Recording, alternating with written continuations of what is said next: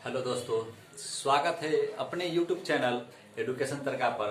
तो आज हम लोग शुरू कर रहे हैं 10वीं वर्ग के पहले अध्याय वास्तविक संख्या से। तो कम समय में कैसे उत्तर देना है ध्यान रखेंगे। तो आज पहला क्वेश्चन देखते हैं कि इनमें कौन परिमेय है। सबसे पहले ध्यान रखना है परिमेय संख्या किसे कहते हैं। वो वे संख्याएं जो वर्गमूल के रूप में न हो, बाकी सभी परिमेय संख्या होती है। जो पूर्णांक होगी वही परिमेय संख्या होगी, जो प्राकृत होगी वही परिमेय संख्या होगी, जो पूर्ण संख्या होगी वही परिमेय संख्या होगी। यानी हम कह सकते हैं कि जो संख्याएं रूट यानी वर्गमूल से बाहर हो जाए, जो संख्या किससे बाहर हो जाए, वर्गमूल, इसका मतलब रूट से क्या हो जाए, बाहर हो जाए। रूट से क्या हो जाए, बाहर हो जाए, क्या होगा, वह परिमेय होगा। तो हमें पूछा है परिमेय कौन सा, परिमेय संख्या पूछा है। तो देखते हैं पाई। अब देखिए पाई संकेत है, कोई भी संकेत जो होता है, सांकेतिक चिन्ह जो होता है, ध्यान रखना है वर्गमूल में रहेगा, वर्गमूल से बाहर हो जाएगा तो परिमेय। ध्यान रखना है सांकेतिक चिन्ह, जो भी सांकेतिक चिन्ह होता है वो होता है अपरिमेय। जितने भी सांकेतिक चिन्ह होता है क्या होता है, अपरिमेय। जो संख्या है रूट में वर्गमूल में रह गया वो भी अपरिमेय। जो संख्या, ध्यान रखें परिमेय से पहले हम अपरिमेय जानते हैं और परिमेय जानते हैं। ध्यान रखना है कि जो वर्गमूल के रूप में रह गया वो अपरिमेय, जो सांकेतिक चिन्ह होता है वो भी क्या होता है, अपरिमेय। तब आते हैं पाई, क्या सांकेतिक चिन्ह है, जबकि इसका मान कितना होता है 22/4। ये जो मान है यह होता है परिमेय, परंतु यहाँ इसका मान से हमको तात्पर्य नहीं, बल्कि हमको दे रखा है कि पाई क्या है। तो पाई क्या है, अपरिमेय संख्या। तो क्या परिमेय है, नहीं है। आगे आते हैं रूट 7। अभी जस्ट मैंने बताया कि जो वर्गमूल के रूप में रह जाए वह परिमेय अपरिमेय होता है। इसलिए आप रूट 7 को खंडित भी करने के बाद रूट 7 ही रह जाएगा, तो इसको हम क्या कह सकते हैं, यह भी क्या है, अपरिमेय है, परिमेय नहीं है। अब इसमें आते हैं, देखते हैं 4 का स्क्वायर और 5 का स्क्वायर है। किसका स्क्वायर, 4 का स्क्वायर और 5 का। हम कह सकते हैं 4 चौके 16, 5 25। ये वर्गमूल से बाहर आ गया तो यह क्या हो गया, परिमेय संख्या। तो जो वर्गमूल से बाहर आ गया तो वह क्या हो गया, परिमेय संख्या। अब आते हैं देखिए 3 गुने √3/√2। तो इसमें कोई ऐसे देखिए, ध्यान रखिएगा, ये है परिमेय संख्या, 3 कौन संख्या है, परिमेय, गुना √3 क्या है, अपरिमेय, अब बटा √2 क्या है, ये भी अपरिमेय। ध्यान रखिएगा परिमेय संख्या के साथ कोई भी अपरिमेय संख्या गुणा के रूप में रहे या बटा के रूप में रहे वो अपरिमेय ही होता है। तो ध्यान रखिएगा जब अपरिमेय ही है तो यह भी क्या हो गया, अपरिमेय, इसलिए परिमेय नहीं है। तो बाकी 3 अपरिमेय संख्या है और एक जो है कौन संख्या है मेरा, परिमेय संख्या है। चलिए नेक्स्ट देखते हैं, इनमें कौन अभाज्य संख्या है। इनमें कौन संख्या अभाज्य संख्या। चलिए अभाज्य जानते हैं और भाज्य जानते हैं, अभाज्य भी जानते हैं और भाज्य भी जानते हैं।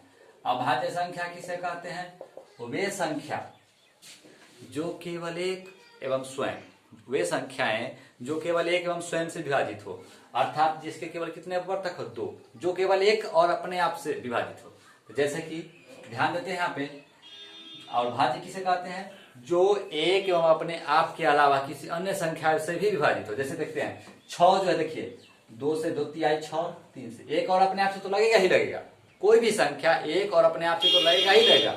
लेकिन हम देखते हैं 6, 2 से 2 तिहाई 6, 3 दूनी 6, 9 देखिए 3 तिहाई 9 लगेगा। 15 को देख लीजिए, 3 5 15, 5 तिहाई 15।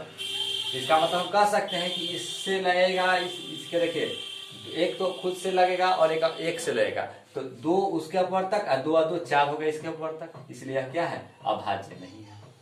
इसके देखिए एक से तो लगेगा ही, एक खुद संख्या से तो लगेगा ही, लेकिन ये क्या 3 से भी लगेगा, यानी इसके भी 3 अपवर्तक, ये भी अभाज्य नहीं है, ये भी क्या है, भाज्य है। देखते हैं 5 तिहाई 15, 3 5 15। देखते हैं देख क्या रहे हैं यहाँ पर कि 15 जो है, 15 के तो पहले एक से कटेगा और 15 खुद से कटेगा, उसके अलावा 3 से भी कट रहा है, 5 है, यानी इसके 2 और 2 कितने अपवर्तक हो गया, 4। तो ये भी क्या है, भाज्य है, अभाज्य नहीं। तो जो बच गया वही तो 11 केवल 1 से कटेगा, 11 केवल 1 से कटेगा और 11 से कटेगा खुद से, 1 11 और 11 1 11। तो जो केवल एक और अपने आप से कटे वही क्या कहलाता है, अभाज्य, और जो दूसरा संख्या से विभाजित हो जाए वह क्या कहलाता है, भाज्य। अब देखिए कह रहा है इनमें कौन अपरिमेय नहीं है। अब ध्यान रखना है, बहुत अच्छी बात कही है, अपरिमेय नहीं है। अपरिमेय नहीं मतलब परिमेय होगा, ऑफ कोर्स। अपरिमेय नहीं का मतलब क्या होगा, परिमेय होगा। सोचने वाली बात है। तो ध्यान रखना है अपरिमेय नहीं होगा। देखिए इसको अगर हम निकालते हैं तो 8 8 64 99 81, ऑप्शन नंबर ए देखिए बाहर आ गया, ये बाहर आ गया। बाहर आ गया मतलब क्या हो गया, ये परिमेय हो गया। तो यही तो बोला है कि कौन अपरिमेय नहीं है, तो यही तो अपरिमेय नहीं है। यह कौन क्या हो गया, ये परिमेय हो गया। हमें पूछा अपरिमेय नहीं, अपरिमेय नहीं का मतलब परिमेय होगा। ध्यान रखना परीक्षा में बच्चे क्या करते हैं, जैसे को सेकंड में कौन अपरिमेय देखा, नहीं देखा, अपरिमेय देखा और क्या करेगा, मार देगा अपरिमेय वाला को। जबकि देखिए यहाँ पर 2√3, इसको तोड़िए 2 गुना √3, इसका मतलब यह हो गया कि ये परिमेय है और यह अपरिमेय है। जो रूट में रहता है वो बताया था अभी हम जस्ट, ये अपरिमेय होता है। तो परिमेय गुना अपरिमेय हमेशा क्या होगा, अपरिमेय। देखिए ध्यान रखना है, बहुत इंपॉर्टेंट बात है। परिमेय में अपरिमेय से गुना के रूप में रहे, घटाव के रूप में रहे, जोड़ के रूप में रहे या बटा के रूप में रहे। परिमेय के साथ कोई भी अपरिमेय संख्या, चाहे वह जोड़ के रूप में रहे, वह घटाव के रूप में रहे, वह गुना के रूप में रहे, चाहे वह भाग के रूप में रहे, वह हमेशा क्या होगा, अपरिमेय ही होगा। इसको देखिए 7 या 21, 7 5 35। देखिए फिर भी यह क्या रह गया, √3 और √5। अपरिमेय बटा अपरिमेय हमेशा अपरिमेय। देखिए √3 गुना और √2 मतलब क्या हो गया, देखिए ये भी अपरिमेय है, ये भी क्या है, अपरिमेय है।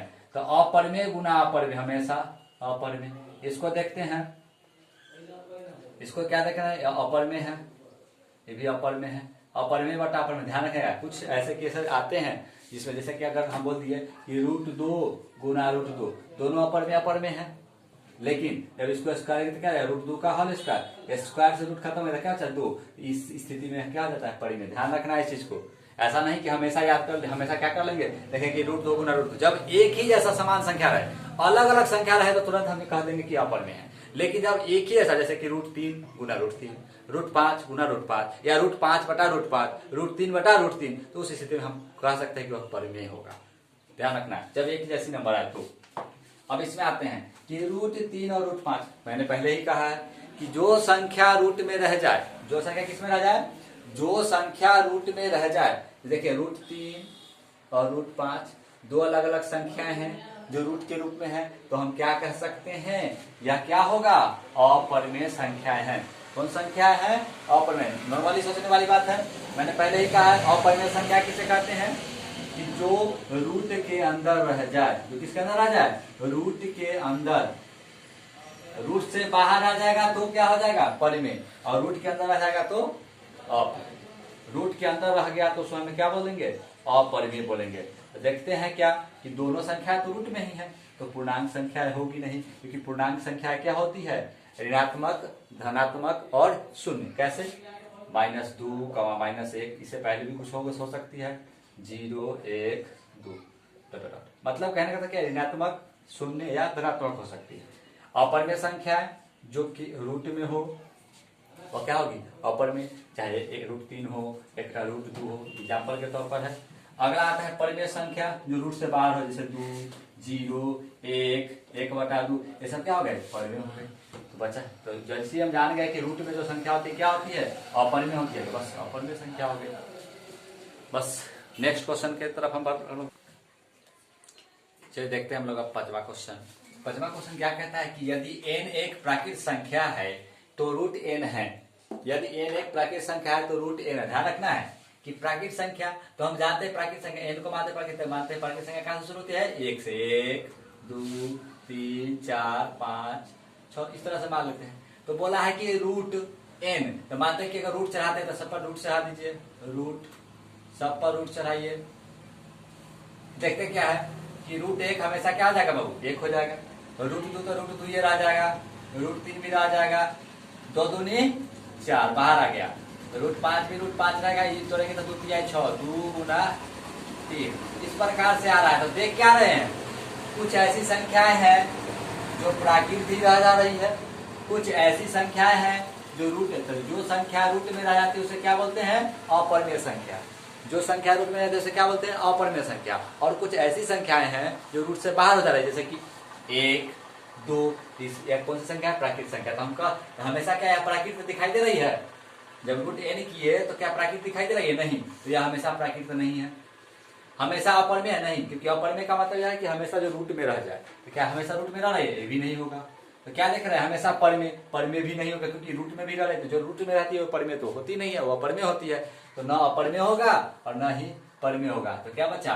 कभी प्राकृत एवं कभी अपर में, यानी कभी प्राकृत बच रही है तो कभी अपर में बच रही है, इसलिए हम इसको बोलेंगे कभी प्राकृत और कभी अपर में। नेक्स्ट क्वेश्चन देखते हैं कि 3 प्लस रूट 3 है, 3 रूट 3 एक परमेय संख्या है। कैसे कहेंगे? तो हम जानते हैं a plus B into A minus B का सूत्र क्या होता है? A square minus B square. तो हम कह सकते हैं 3 का होल स्क्वायर माइनस रूट 3 का होल स्क्वायर, 3 तिहाई 9, तो का स्क्वायर रूट क्या आ गया? स्क्वायर से रूट खत्म क्या बचा? 3, तो 9 में 3 क्या आता? 6, तो 6 ध्यान रखना है। तो परमेय संख्या, तो 6 क्या रूट में है? नहीं है, 6 रूट से क्या हो गया? बाहर हो गया। जो बाहर हो जाता है वह क्या कहलाता है?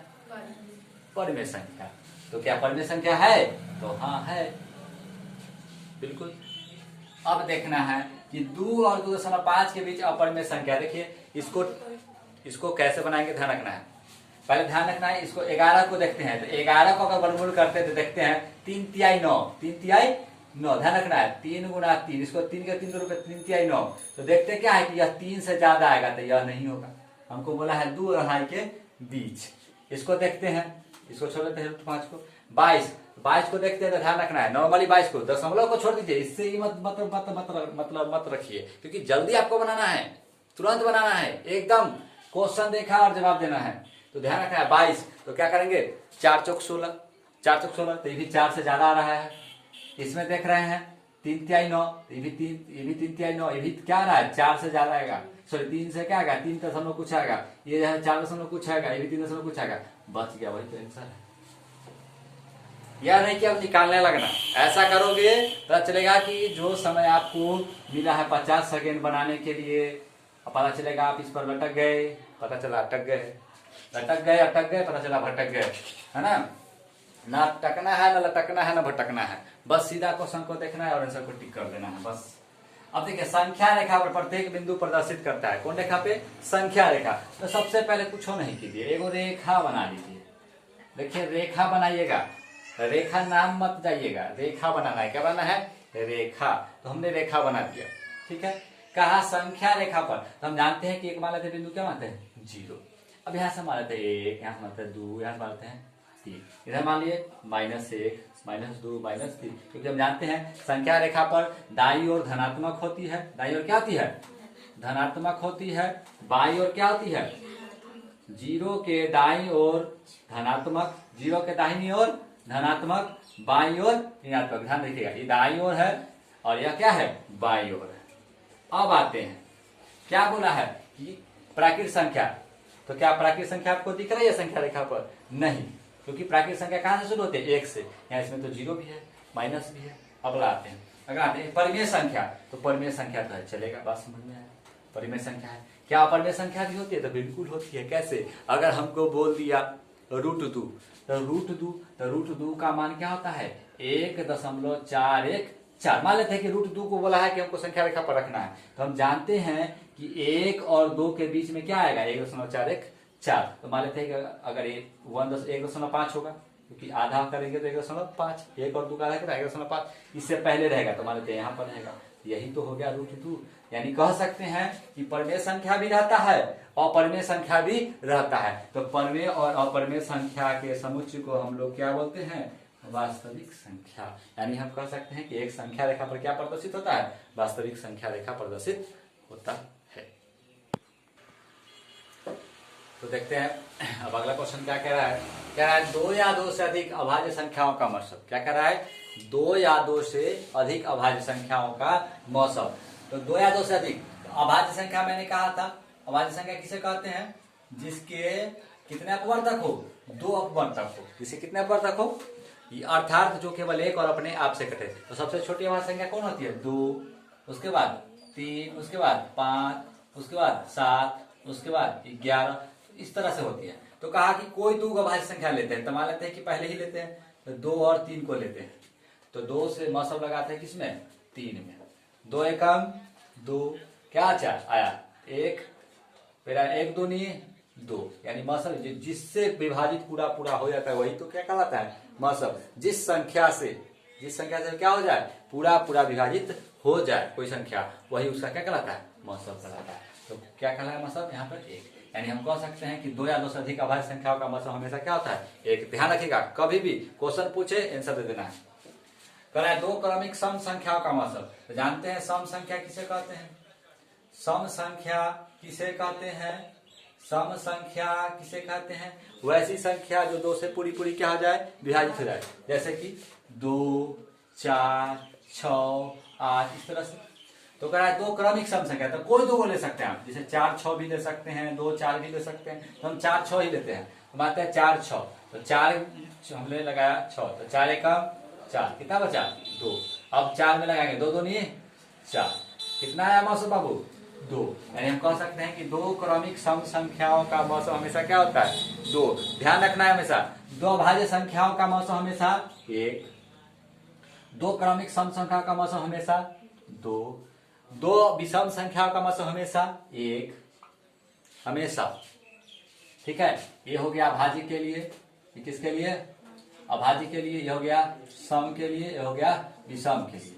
ध्यान रखना है कि 2 अभाज्य संख्याओं का मौसम हमेशा 1, 2 सम संख्या का मौसम हमेशा 2, और 2 विषम संख्या का मौसम हमेशा 1। एकदम फैक्ट चीज है, क्वेश्चन देखना है, आंसर मार देना है। देखिए अगला क्वेश्चन, यदि P और Q 2 अभाज्य संख्याएं हैं, अभी जस्ट वही बात चल रही थी कि P और Q क्या है, 2 अभाज्य संख्याएं हैं, तो उनका मौसम कुछ नहीं सोचना है, सीधा एक आंसर। मैंने जस्ट कहा कि सोचना ही नहीं है कि P और Q 2 अभाज्य संख्या है, 2 अभाज्य संख्या का मौसम हमेशा, जस्ट मैंने क्या बताया 1, कुछ नहीं सोचना है, चाहे वो PQ रहे, MN रहे, ZX रहे, मतलब कुछ भी, कोई भी 2 अभाज्य संख्या दे दे, कुछ भी वह मान ले, कोई 2 अभाज्य संख्या मान ले, उसको आपको क्या कर देना है, तुरंत उसका मौसम क्या मार देना है, 1 मार देना है। आगे आते हैं, सबसे छोटी अभाज्य और सबसे छोटी भाज्य संख्या का गुणनफल। तो सबसे छोटी अभाज्य संख्या जैसे मैंने क्या बताया 2, सबसे छोटी अभाज्य संख्या 2, जो केवल 1 से कटे और अपने आप से कटे, उसे ही अभाज्य कहते हैं। अब सबसे छोटी भाज्य, तो भाज्य का मतलब ध्यान रखना, जो केवल 1 और अपने आप के अलावा किसी दूसरा से भी कटे, तो सबसे छोटी क्या हो जाएगी 4, 1 से भी कटेगी, 4 से भी कटेगी, 2 दूनी 4, तो सबसे छोटी क्या हो गया 4। दोनों को गुना कीजिए, तो 4 दूनी 8 हो गया, दोनों का गुणनफल क्या हो गया 8। तो दोस्तों अगर आपको यह वीडियो अच्छा लगा हो तो निश्चित रूप से लाइक और सब्सक्राइब करें। धन्यवाद।